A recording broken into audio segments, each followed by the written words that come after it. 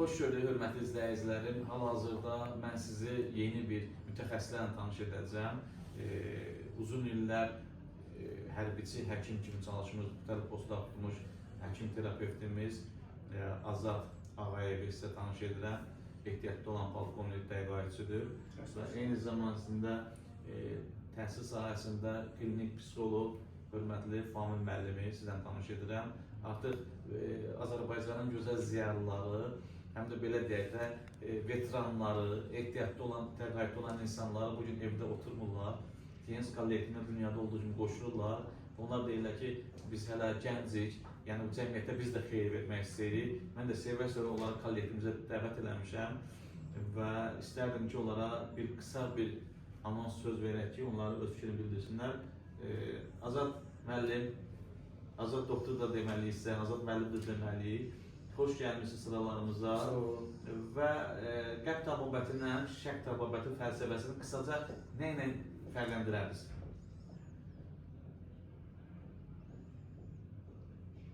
Məsələn, şək təbabəti bizə dərmanla müalicəni təklif edir, üzrə təbabətlə, yəni təbii məhsullarla təklif edir. Qəlb təbabəti isə bizə dərman protokolla təklif edir. Hansıdır biz qiymətləndirər, necə qiymətləndirər? Şək təbabəti, Tibet təbabəti dünyada ən məşhur, son illərdə məşhur olan təbabətlərdən biridir.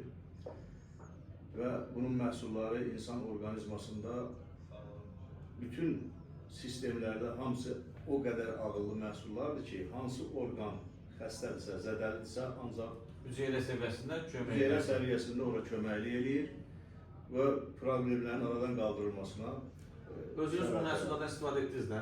Özüm də eləmişəm. Nə dəyişiklik oldu qısa bir müddətdə? Sözün doğrusu mən gözləmədiyim bir dəyişiklik əldə elədim. Mənim oynaqlarımda ağrılar var idi.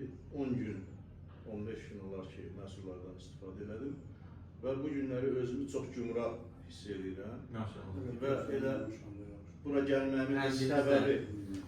gəlməyimin də səbəbi olub ki, birinci özümün və yaxınımın, ətrafımda olan insanların sağlamlığını qorumaq məqsədi daşıyır, məqsədi. Çox gözəl, birinci, çünki insan yaşlaşdıqca onun hüceyrələrində, orqanizmasında lazım olan mikroelementlər artıq tükənib. Ona görə də bunları... Torpaq elementi, mən ona deyirəm. Bəli, ona görə də lazımdır ki, onları qaytarıb yerinə qoymaq heç olmasa, yəni dərman vasitəsilə bu mümkün olmadı. Amma bu məhsulların vasitəsilə mən bu müvəffəqiyyəti əldə elədim. Əslində insanların əksəriyyəti xəstə deyil, xəstəlik ölü vəziyyətdədir. Yaşlaşırlar, müxtəlif səbəblərdən, həyat tərzindən insanların bədənində mikroelementlər, amin turşuları və s. karbohidratlar azala bilər, vitaminlər azala bilər. TNS də bu məhsullar verir ki, təbii torpaq elementi, yəni torpaqdan hazırlanmış, ekologiyada xammadan hazırlanmış məhsuldur, amma nanotexnologiyadan bəyə gözəl bir sözdür, akıllı məhsullardır. Yəni onlar həqiqətən proqramlaşmış məhsullardır, nəticə görə. Psixoloqumuzun, biz ixtisasca həkim olduğumuza görə bizim üçün daha rahatdır.